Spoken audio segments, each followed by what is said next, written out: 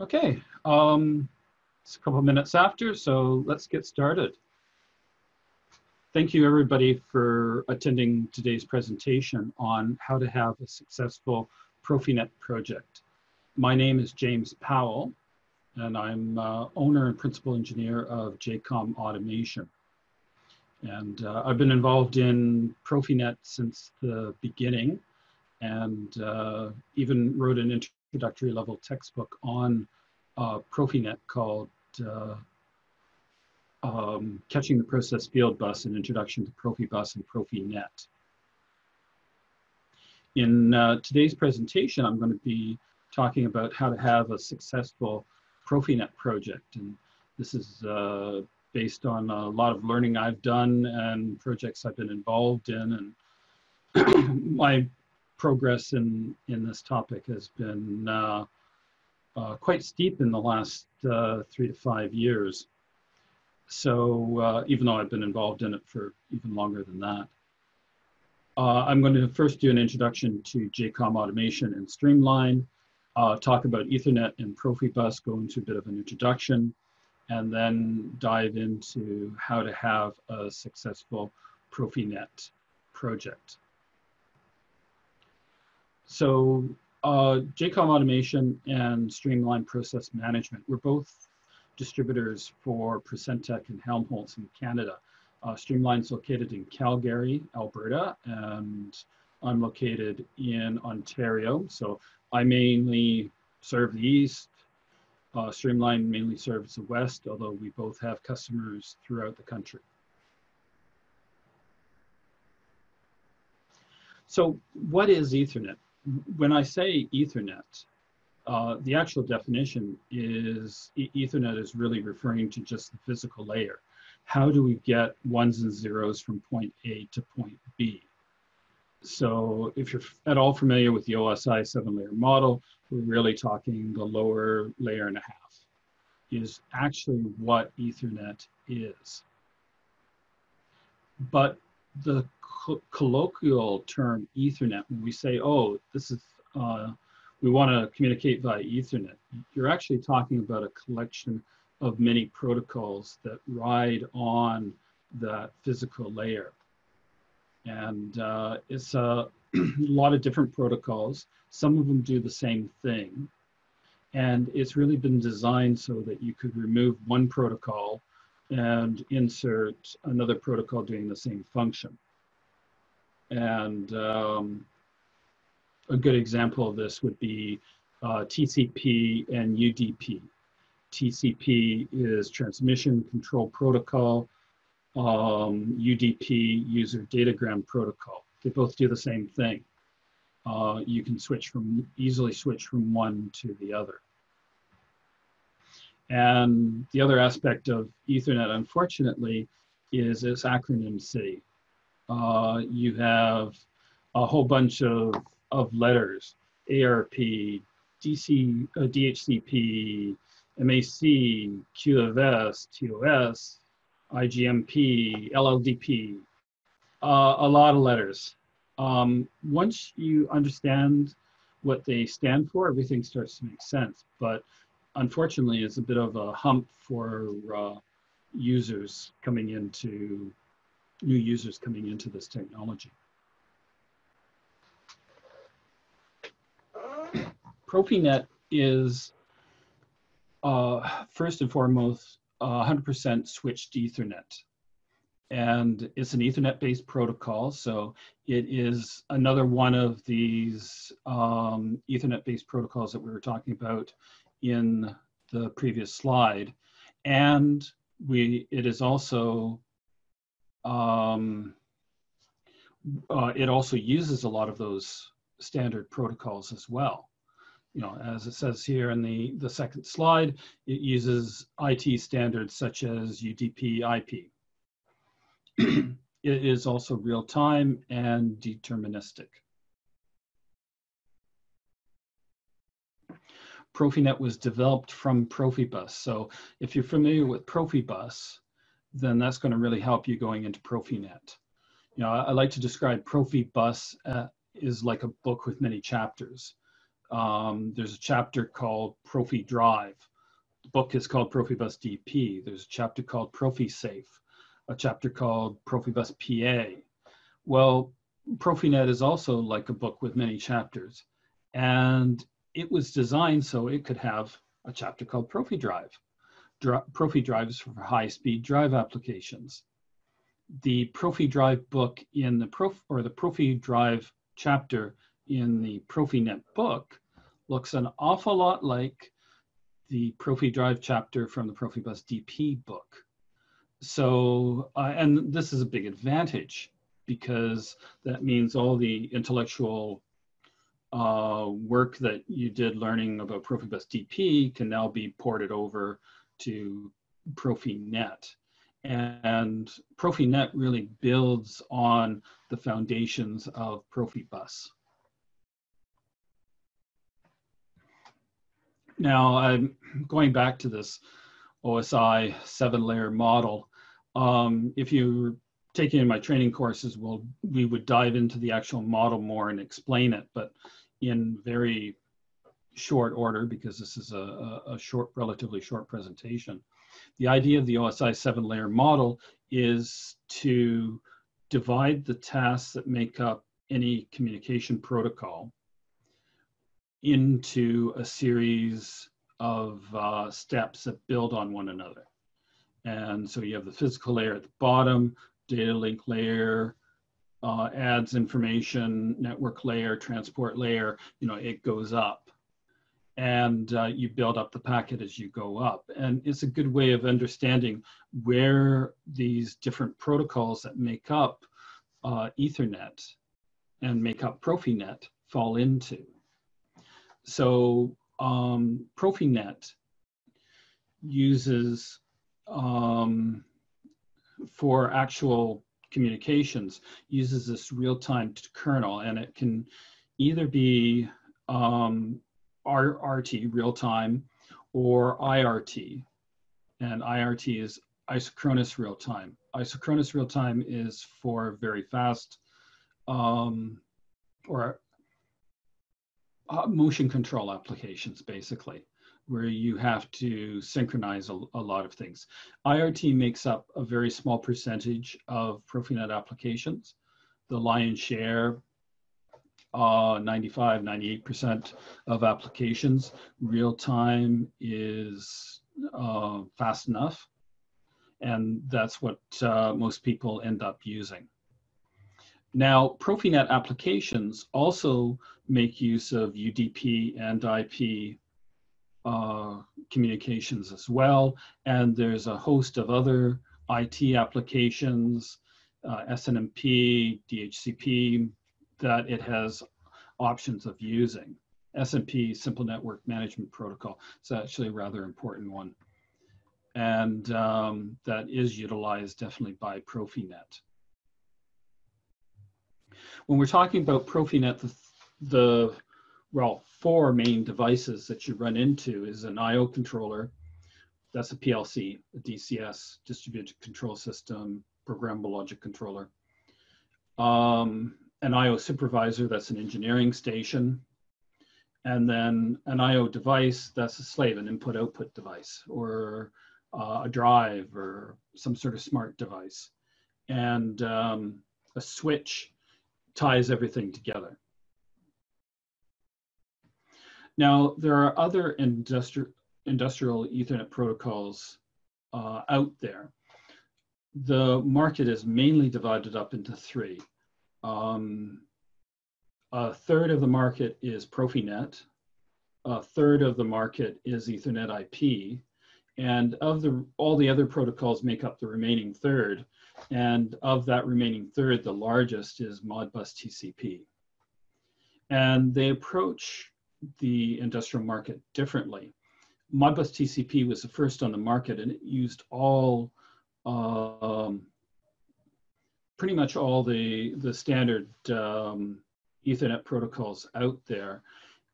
They decided on standardizing on TCP as a transport protocol, and it basically encapsulated a Modbus message into a TCP packet. And as a result, it's very standardized, but it's also slow. So when Modbus TCP claims that they're real time, it really depends on how fast you think real time is. If you're dealing with a very slow process, then yeah, it'll work. Otherwise, it's more of a protocol designed for, or that's utilized in monitoring, where speed isn't so critical. Ethernet IP looked at TCP and said, well, no, TCP won't work for real-time communications, but it'll do fine for setting up communications. So it uses TCP for setting up communications and then UDP for real-time control. PROFINET looked at UDP and said, oh, it's okay for setting up communications, but it's too slow for real-time communications. So we're going to develop our own. And that's the way PROFINET worked. So when you're talking speed, that's basically where the three protocols line up, with PROFINET being the fastest, less dither. So now let's really move into how do you have a successful PROFINET project. And to tell you the truth, a lot of what I say here would also apply to Ethernet IP and even Modbus TCP. You want to start with a good design, pick good equipment, train the installers, have a commissioning plan and checklist, and monitor what's going on afterwards. The key to this is knowledge, as it is with anything. But these Ethernet-based protocols has a bit of a trap to it, because a lot of people feel very comfortable with industrial Ethernet projects, as they should, because they use it at home, they use it at in the office place, but there's more to it. And that old expression, the devil's in the details. So knowledge is really, really key to this. So from a design standpoint, you want to start with a good design. There's really not a lot of rules, but you want to know the basic rules, and you also want to know some of the design considerations and best practices. And I'm going to go over a few of the key ones in this presentation. And you want to learn them before you design it. And then, remember, it's not rocket science. And yes, I'm a Far Side fan. The basic design rules: you pick your topology in any sub-networks based on your applications. You don't want to exceed 100 meters between the switch and the device, or between switches if you're using copper. And then select the correct switch based on the application, follow the recommended grounding practices. Picking your topology really depends a lot on the layout of your application, but different topologies are going to have pros and cons to it. Ethernet has the advantage that you can do a lot of different topologies. You can do a star, a line where everything's lined up, a tree topology, a ring topology. In my experience in industrial settings, the tree is really a variation on the star. The two most common are tree and ring. Ring offers redundancy. And so depending on your application, you pick which way you want to go. If you're using copper, and the physical layer wise, there's three main physical layers. Copper is number one. Fiber optics is number two, and with fiber optics you can get the distance. And number three is wireless. And those are your three main ones. Copper, you're limited to 100 meters right now. And that's pretty simple. So device to switch, switch to switch, 100 meters. You don't want to go over this. Now, Switches is an interesting topic. In my engineering course and even my maintenance course, 2-day maintenance course, I spent a lot of time talking about switches because this is the most important piece of equipment that you're going to purchase. Choosing the right switch is extremely important. And there's an awful lot of variance between switches, and even understanding what the specification means, you require a certain level of knowledge. There are a lot of questions that you have to answer before you can pick the right switch. You know, do you want managed or unmanaged?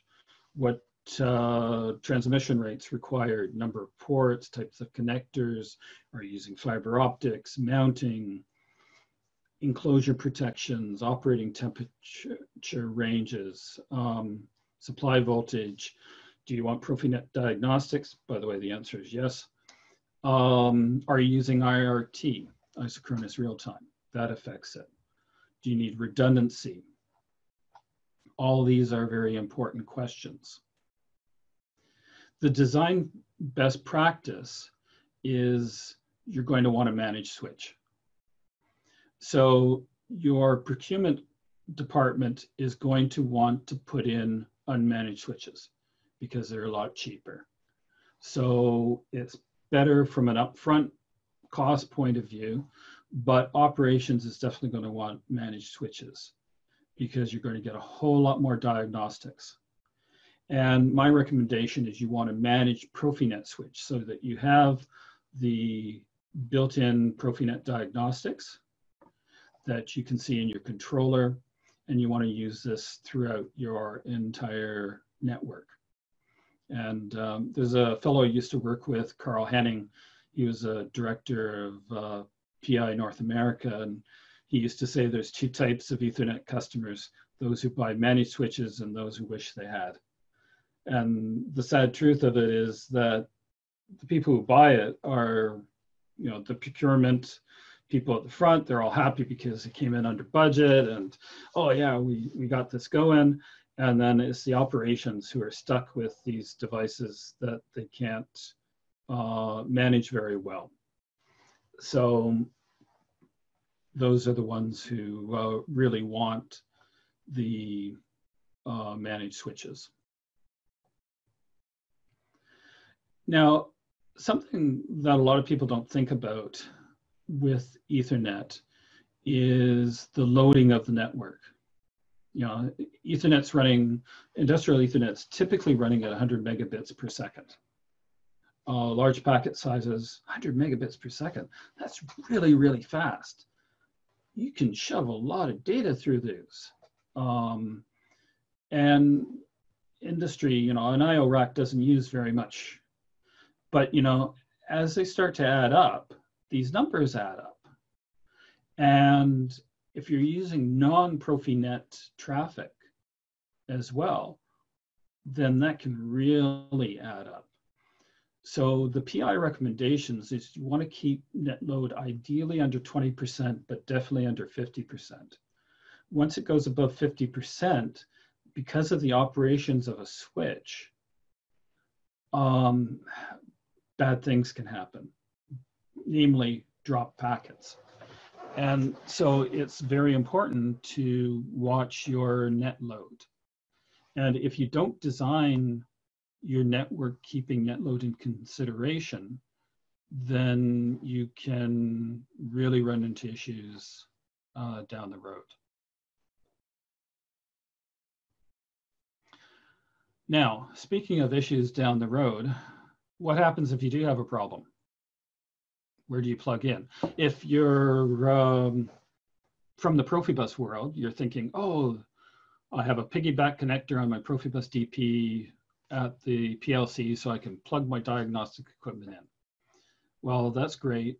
Ethernet's a little bit more complicated because you can't just plug in anywhere, even though, you know, I have a free port here, I can plug in here, but I don't see the traffic. So you need an access point. And so ideally you want to have an access point wired in, permanently in there. You also want to have permanent monitoring, Atlas. And here, let's go on to the next slide and I'll talk about each of these options. The cat's meow would be to have an aggregated tap. An aggregated tap takes the bidirectional communications of Ethernet and combines it into one stream. So here, I'll go back to the previous screen here. So here you have your PLC, your first switch. You want to monitor the traffic going both ways. The best way is having this product called EtherTap, where you take the flow from the A line and the B line, and it combines it into one data flow in time. So it takes the two, shoves it into one, and shoots it out this USB 3 port that can either be plugged into a computer running Wireshark or into Atlas or a device running Osiris, which we'll talk about later.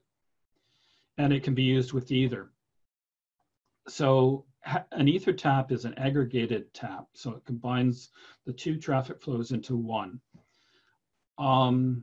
If you just have one controller, then buy an EtherTap, plug it in there, and just have it sit there until you need it. Yes, they're a bit expensive, but I can tell you when you need it, you're going to think the cost is nothing. Because otherwise you're going to have to break your network and plug in some sort of tap to see what's going on. So having some sort of access point, some sort of way that you can see what's going on is critically important.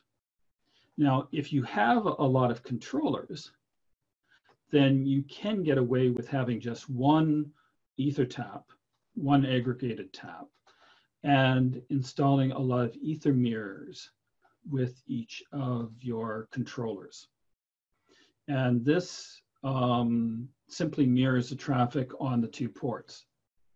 So you have your A line and your B line. A goes to your switch, B goes to your PLC, your I/O controller, and then they're mirrored out here. Now, some of you may think, oh, well, my managed switch has port mirroring. I could use that. Well, you can use that. And I used to advise using that. I used to like it. And then I learned more about switches and my opinion changed. And my opinion changed because when you dive into the operation of a switch, you learn that a switch is just a whole bunch of buffers and smart electronics. Well, when things start to go wrong in a network, typically your net load starts to go up. And as soon as your net load starts to go up, port mirroring starts to break down. In fact, switches are designed to throw port mirroring out the window at the first sign of trouble. And so if you use just port mirroring in a managed switch, you're not going to get a good picture of what's going on. You're going to be missing data, which is actually worse than having no data at all. Where this ether mirror, you'll see all the data. Now, if you just have an ether mirror all by itself, you have to bring up two instances of Wireshark and try to coordinate them. Doable? Yes. I have a lab on it in my training courses or in my engineering course, but not a whole lot of fun and a lot easier to understand what's going on when you have an aggregated tap that combines the two streams. So Atlas, why do I recommend Atlas? Well, Atlas runs a software package by Procentec called Osiris. And Osiris provides a live list of everyone on your network, including versions of the firmware and update rates. It monitors the general health of the network. It gives you advanced warnings if a network issue, before it brings you down. It really speeds up troubleshooting. And it's your little monitor sitting on the network that you're probably not going to look at that often. Check it out I don't know, at the beginning, probably once a week, and then later on, it might be just a couple of times a year, just touch base with the device. And you can set it up so that it can alert you if something's going wrong as well. There's an OPC link in it, and different ways of handling that. But the idea behind it is you have a bird's eye view device that you can go and check things out. It really speeds up troubleshooting. And when your network is down, most places aren't going to be very patient about you getting it back up and running. And Atlas can more than pay for itself during the first downtime. Now, other advanced design considerations that you want to make when you're setting up your network is, do you connect your network to the internet or intranet? What kind of non-PROFINET traffics will you permit, and security? Well, connecting it to the internet or intranet, there's pros and cons to both. It's a personal or corporate decision. If you are connecting it to even just your intranet, then use a firewall, use an industrial firewall. You know, the area up here, your company computer network, that's the space of IT. This is OT. It's good to have a firewall between you two. That means that stuff that goes on here isn't going to bug them, and stuff that goes on up here isn't going to bug you. Having this separation is very, very important. As soon as you connect your industrial network to a company network or even, or worse, the internet, you're also going to want security. Now, we talked before about net load, and net loads, when you just have PROFINET traffic, is very easy to calculate. There's a spreadsheet that PI has generated, and you can go through and you can calculate it, and with the EtherTap you can measure it and make sure that your design actually matches reality, which is great. But non-PROFINET traffic, it's not a constant. PROFINET traffic is pretty constant. Non-PROFINET traffic goes up and down, and it can be dangerous. So now it can also be useful. It's a personal corporate choice. From this slide, you can probably get a hint at my feelings on this topic. You know, for me, it's just say no. You know, oh, can we put this camera onto your PROFINET network? No. You know, can be a hard choice, but it's something that you want to go in at least cautiously.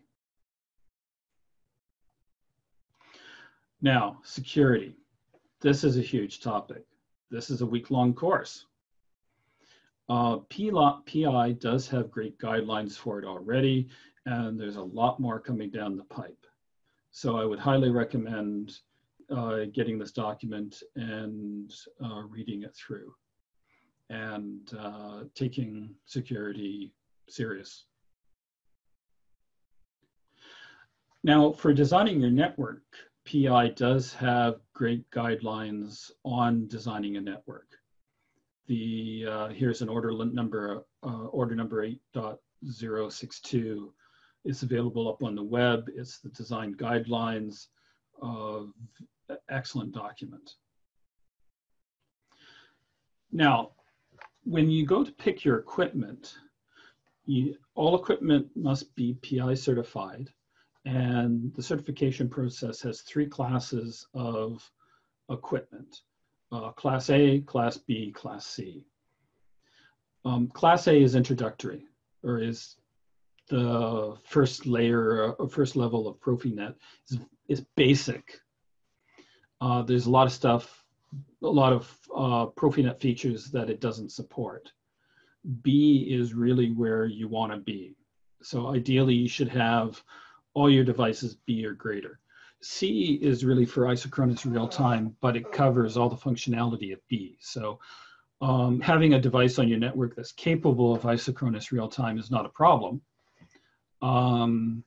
So that's why I say you want B's or C's ideally. It's also a good idea to check out the track record of the equipment. You know, there's no secrets in the internet age. Do a search on it. See what other users are saying. They could be saying, oh, I love this piece of equipment, or this is terrible, don't use it. If you run across a whole mess of don't use it and no, this is wonderful, then there you have your answer to whether you should buy it or not. When you look at the company you buy it from, you should check to make sure that they have good support, both technical and non-technical. You know, if they have great technical support, but it takes 6 months to get the product, then that's not so good either. And when I'm talking about equipment here, I mean intelligent devices, wires, and interconnects. On the wires, you should use a shielded 4-wire PROFINET cable. The shielding is a big deal. Can you use office-grade Cat5 cable? The answer is yes, but the PROFINET protocol will run on it, but you're throwing out all your EMC protection. And EMC protection is a big deal. We're in an industrial setting. We're not in an office environment. You want to have as much or as solid a network as possible. So make sure you have the right cables. Use PROFINET connectors. The PROFINET connectors are grounded. That's where this metal part comes in. It grounds the shield, and you're grounded at both ends. Pick a good manufacturer. Helmholtz has excellent connectors. Now, even though I only sell these Helmholtz connectors, I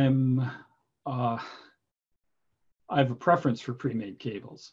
Now, when you go between cabinets, you can't do pre-made cables, so you have to use a connector like this. But buying pre-made cables, they're just, it removes some of the human element from it. Now, whenever I do make a cable tester is worth its weight in gold. You definitely want to test every cable you make.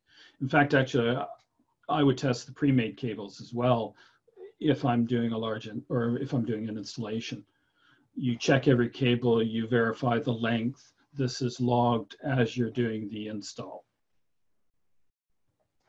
Speaking of install, there is cabling and installation guidelines by PI that goes into what you need to do to install a PROFINET system, right from the cabling on up.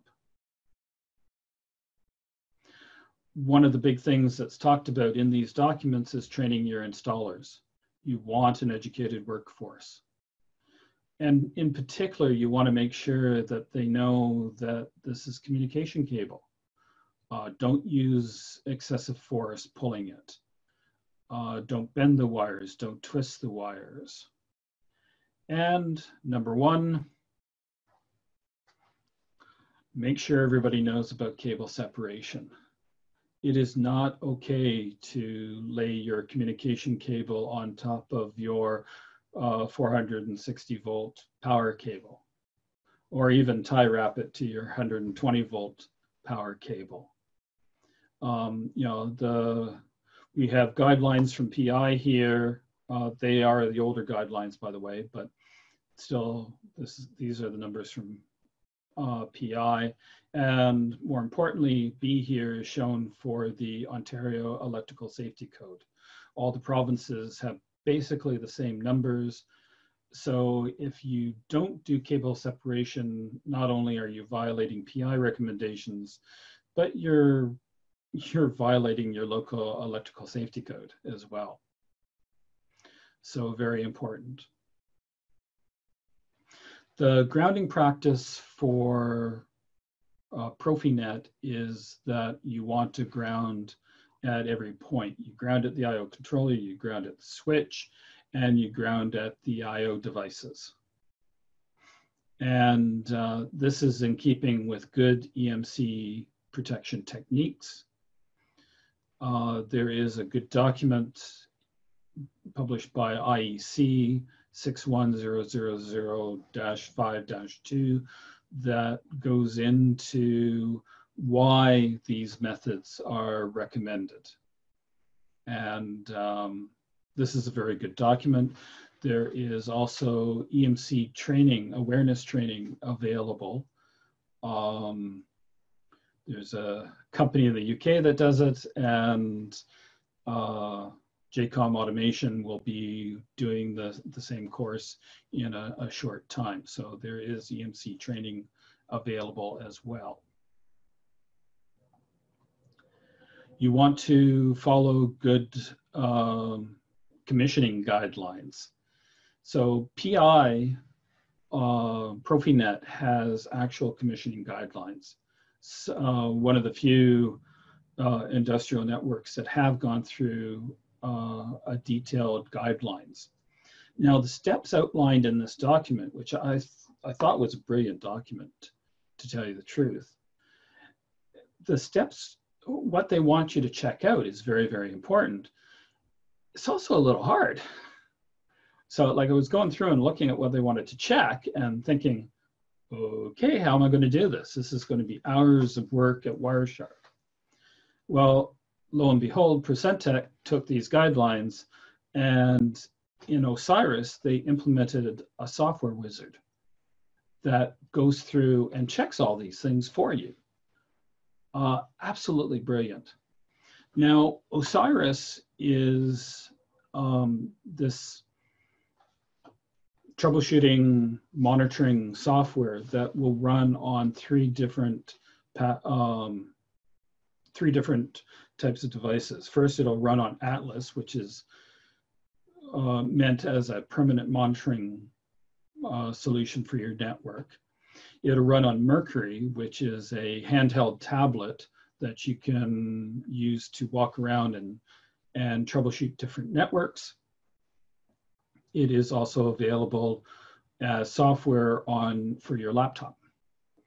And so you can buy Osiris for any of these three, or Osiris is already on Atlas. It comes installed on Mercury, and it's available for your laptop. So those are the ways of getting it.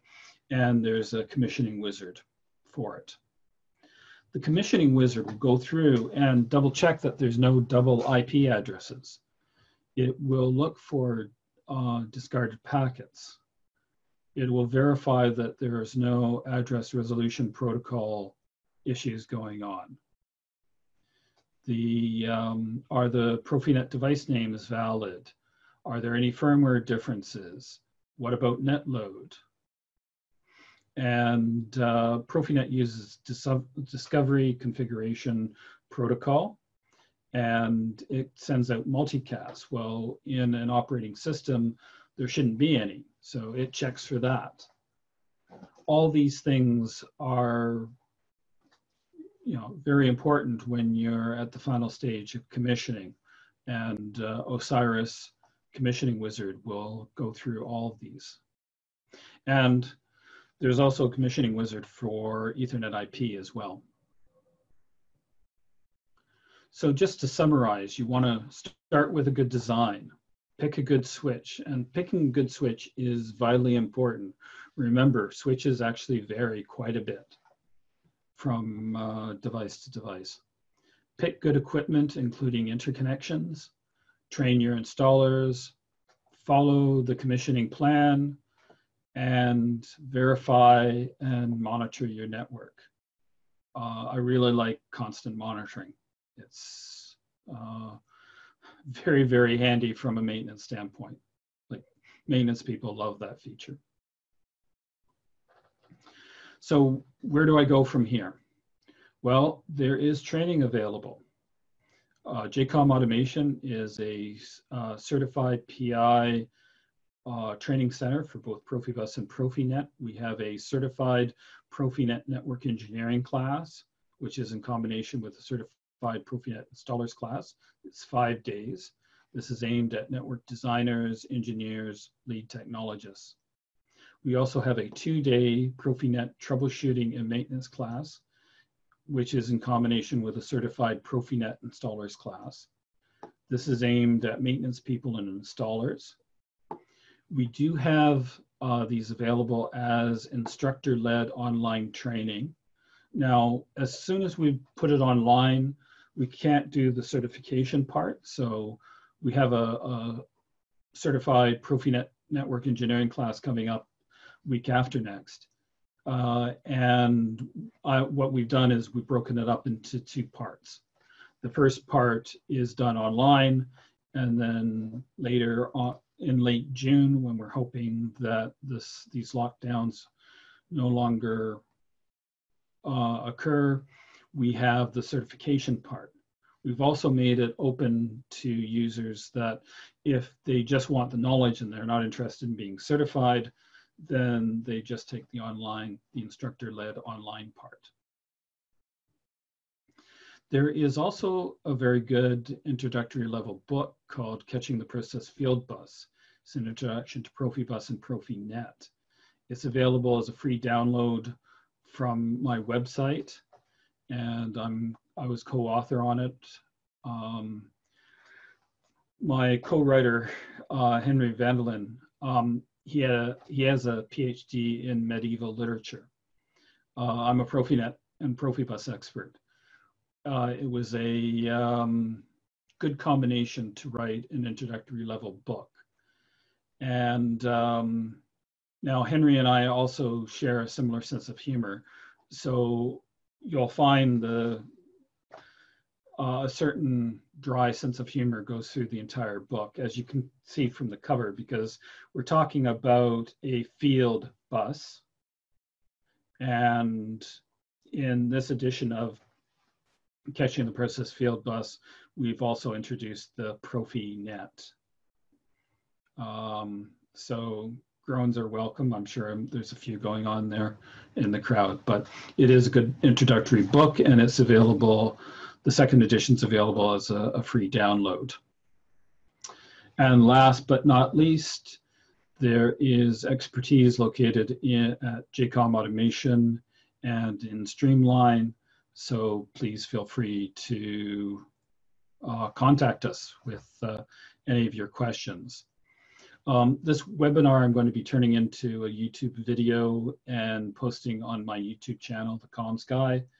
And we'll also be sending out a PDF of this presentation to everybody who registered. So this concludes the formal part of the presentation. I'm now open to any questions that anybody may have. Please feel free to turn on your mic and fire away or write.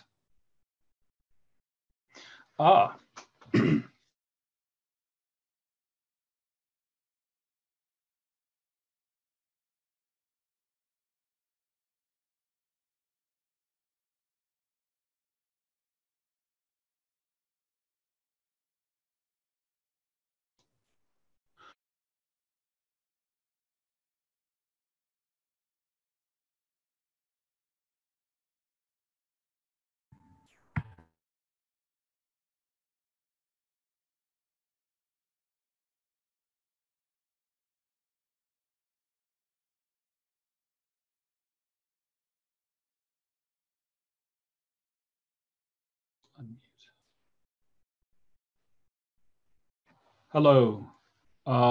Sorry, for some reason the software was muting me. So here, I'll go at that question again. And so one of the questions was, how do you measure jitter? And Osiris software will actually measure jitter. And another way you can actually use Wireshark and take a look at the timing and do a delta between the timing. In fact, actually, you can set up Wireshark to measure jitter that way. So we had another question come in.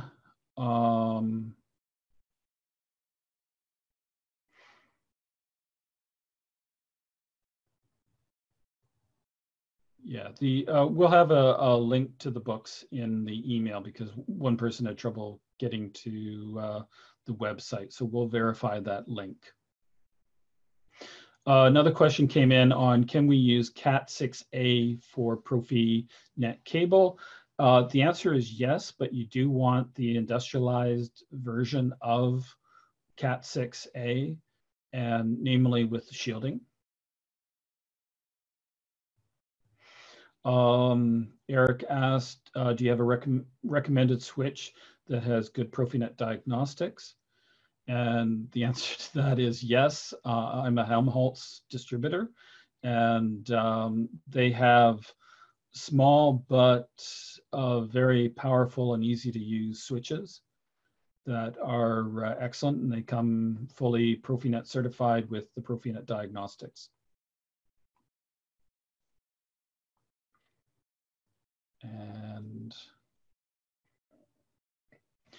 another question came in, can PROFINET and Ethernet IP be used on the same network? And the answer is yes. I had a lab computer here where I actually ran PROFINET, Ethernet IP, and Modbus TCP all from the same controller at the same time. And yes, it worked. So yes, you can do it. No, you do not want to do it. There's a whole bunch of reasons why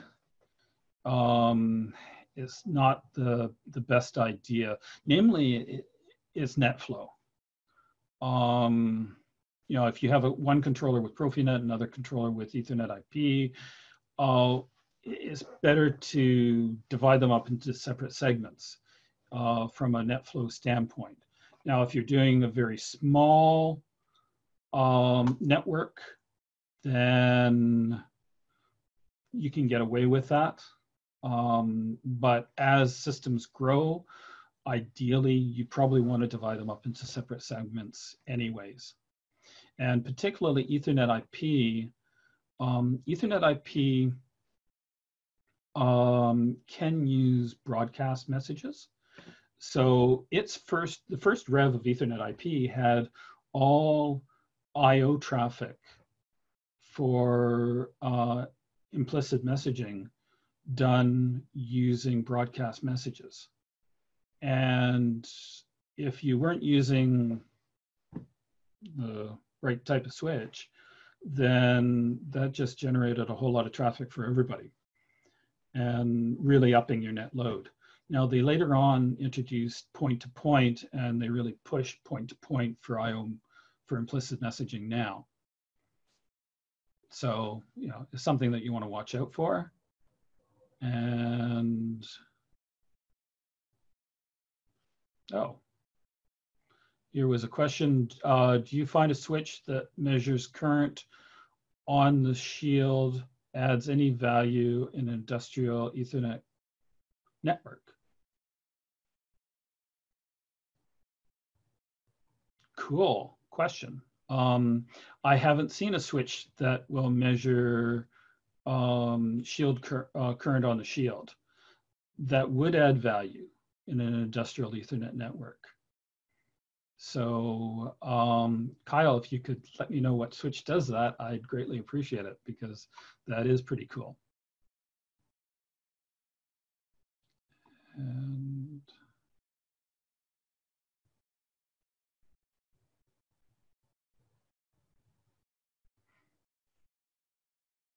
James, we have one more question at the bottom from Mark.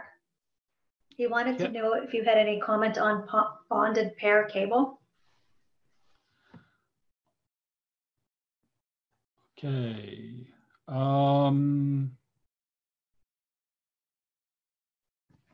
Bonded pair cable.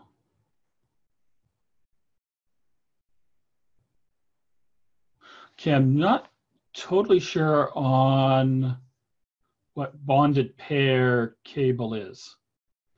If you're meaning the new, yeah. All I can think of is if you're talking about the new 2-wire Ethernet that is currently been released for use in the process industries, and it's going to be expanded out to general automation as well. And it is pretty cool technology. It's changing Ethernet. I haven't included it in this presentation, mainly because of it being so new. But I do think it's pretty cool technology. Jim, it's a proprietary design by Belden. So I was wondering if you had any experience with it, whether you think there's value in going into that unique product. Yeah, what does a bonded mean? The pairs, transmit pair, the receive pair, are actually a bonded pair. You could assume they're glued together, so it's not just a physical twisting that holds them together. They're twisted, but also fixed in place. Okay. I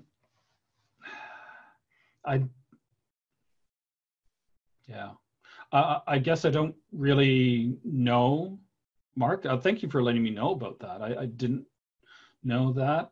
It sounds a little bit like marketing to me, but if Belden can prove that it's better, then like I can sort of see it maybe being better, but it also might just be marketing. Fair enough. Yeah. There was another question on, can I diagnose Modbus TCP IP networks using Osiris? Yes, you can. Not to the same degree as you can PROFINET and Ethernet IP, but it does provide some information. Diagnosing Modbus TCP networks can be a little bit more challenging just because of the TCP aspect of it. There's a question coming from Hugo. What do you think about ProfiSafe over wide area network? And ProfiSafe over a wide area network makes me a little nervous. Although I have read about how it can be done and it can be done well.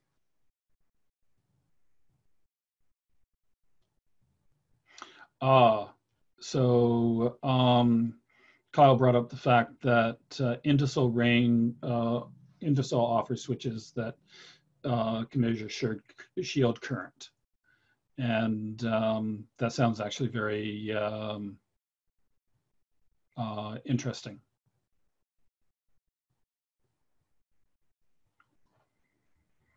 And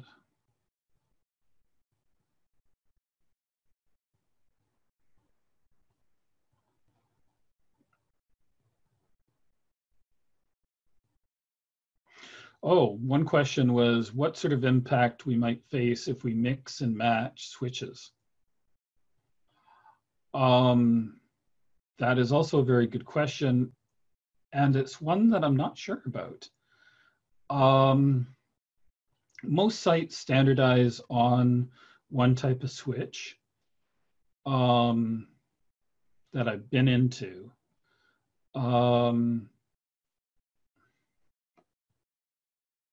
Theoretically, you can mix and match switches. I'd be more inclined to stick with one brand myself.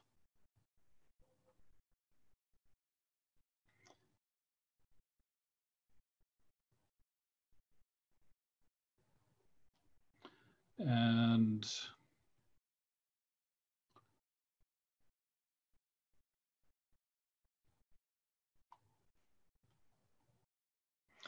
we had a response from Peter Thomas frequency response is probably too low to be of much use. Sorry, Peter, what were you referring to with that answer? Was that the leakage current monitoring? Yeah, that's correct. Yeah. Okay, thank you. Appreciate that. There was a question on what cable tester do you recommend, James? And Fluke has a number of very good cable testers that I've seen. There's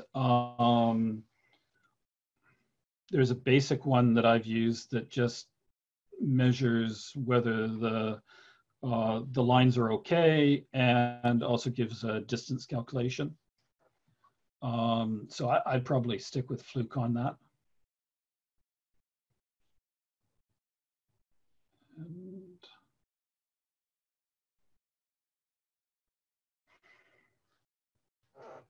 wow, that was a lot of questions. I'm actually at the end.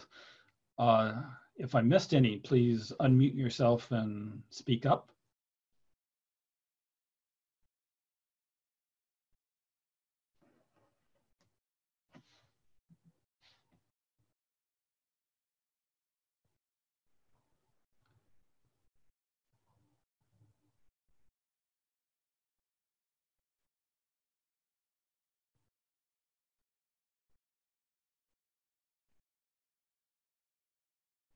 And I've gotten a lot of thank yous.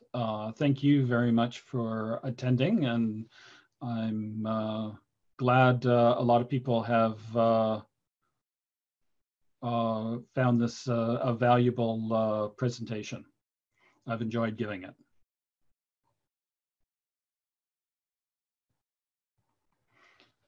So I think we're at the end of our questions, and we're right on the money with the hour-long presentation, which I was aiming at. So thanks again for everybody attending, and please feel free to contact us afterwards with any additional questions.